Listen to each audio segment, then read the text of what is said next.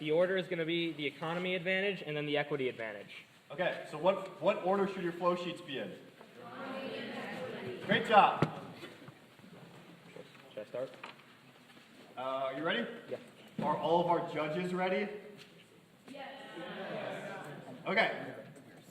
3, 2, 1.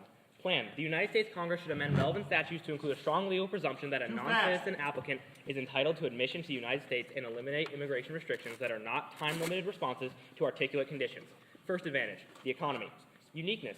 An overly aging workforce threatens our economy's stability in the near future. Thompson 16. Of the many significant forces shaping the U.S. economy, none is so inevitable and invisible as the sheer march of time for today's adults. The LEGRAINE of America will touch every station of economic and political life. The size of the labor force, the jobs the economy will require, the ethnic makeup of the country, and productivity of workforce. In short, aging affects everything. Starting with the economy, first, as the workforce ages, it becomes less productive. Slowing productivity growth will be particularly challenging because as the country gets older, a larger share of the native-born population will be retired.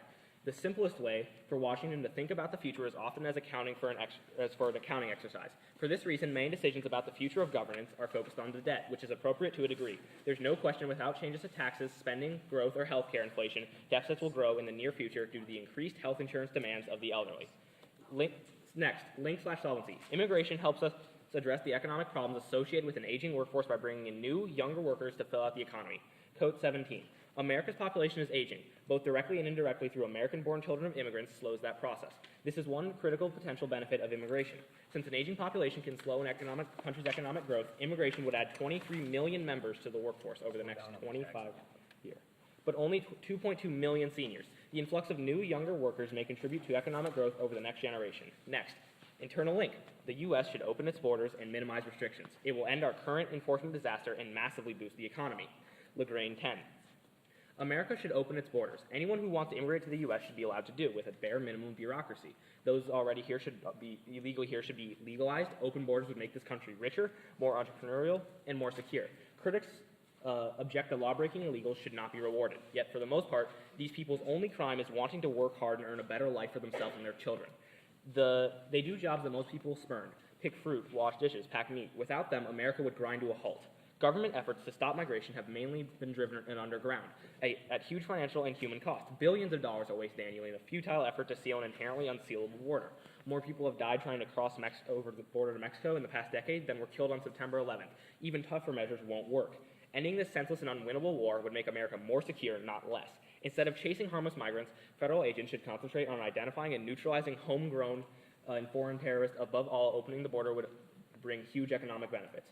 Fear that immigrants threaten America's workers are mostly misplaced. Just as working women haven't deprived men of jobs, immigrants create jobs as well as filling them, both when they spend their wages and in complementary lines of work. Nor do immigrants depress wages, since they rarely compete directly with native-born Americans for jobs. On the contrary, their efforts are often complement one another.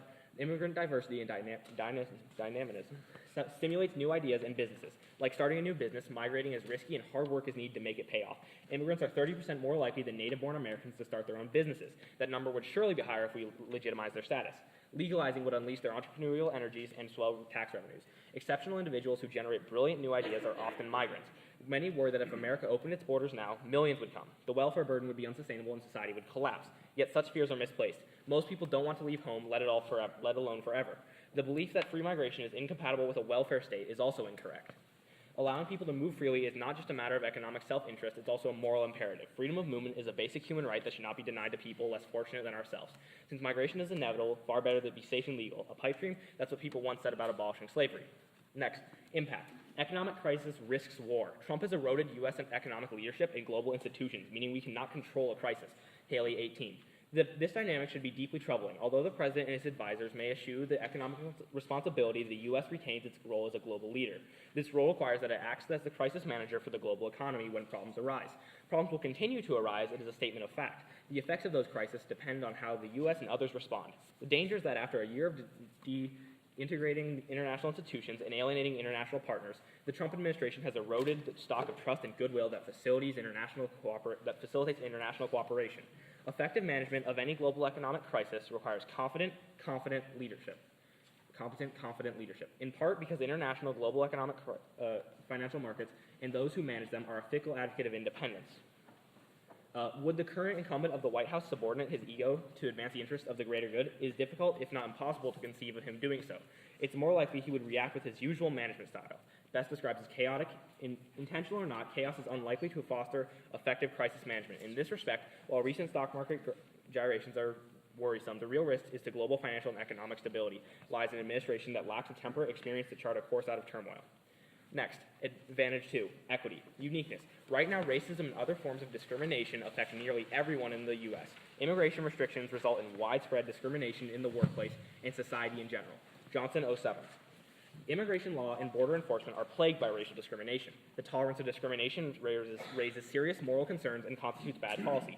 It is inconsistent with efforts in other areas of U.S. law to eradicate racial discrimination in public schools, the workplace, housing, and American social life generally. The discrimination in the immigration laws and their enforcement seriously undermines the greater struggle to eliminate discrimination. It is poor labor policy to allow the use of immigration law to be used as a disposable, racially stratified labor force. The dual labor market with immigrant labor of color concentrated in one low-wage market and citizens in a higher-wage one injures U.S. citizen workers as well as immigrant workers. Failure to enforce labor standards for migrant makes it more difficult for domestic labor to maintain wages and working conditions. Rather than hire more expensive labor, employees will, if possible, look to the less expensive immigrant market to fulfill their needs. Closed borders will have helped create this bifurcated labor force. Rather than waste money on border enforcement, the government would be well advised to devote its resources to enforcing labor protections for immigrant workers and decreasing employer incentive to go to the secondary market. Efforts to curtail immigration are not the answer that claim immigrants undercut the wage scale for domestic workers. Immigrant enforcement that significantly restricts the supply of labor has proven to be largely impossible. B. Link/solvency. Immigration restrictions require a legal and policy framework that increases worker exploitation and racist discrimination against immigrants and domestic workers. This legal framework and problems it causes can be reversed by opening the border. Johnson, 07. U.S. immigration law is wholly inconsistent with the nation's devotion to individual rights and moral underpinnings of the U.S. Constitution. To make matters worse, the law assists in the exploitation of immigrant workers by increasing their vulnerability. Once they enter the United States, a new but often invisible racial caste system slowly emerge in the U.S. The immigration law in the United States allows for labor exploitation along racial lines. It is a new Jim Crow system. In order to bring U.S. immigration law into line with the nation's moral compass, change is essential. The system, by almost all accounts, is broken. Border control and their enforcement and their immoral consequences must be re-examined. It is impossible to justify an ineffective and immoral immigration system. Impact. Impact. Discrimination against immigrants directly translates into a more and harsher discrimination against people of color more broadly. Johnson, 07. Today, because so many immigrants are people of color, discrimination against immigrants directly translates into discrimination against people of color. In modern times, there's a distinctively anti-Mexican and at times anti-Asian tinge to debate over immigration. Since concern with the race of immigrants quickly bubbles to the surface in any serious discussion of immigration and treatment of immigration to the United States, it can also contribute to hate crimes directed at Arab Muslims and others since September 11th. Racial profiling by immigration enforcement results in questioning of Mexican-American citizens and lawful immigrants about their citizenship and more fundamentally membership in U.S. society. The Mexican appearance is one factor in an immigration stop. The Supreme Court has facilitated racial profiling, detention of immigrants, which has increased dramatically since Congress enacted immigration reforms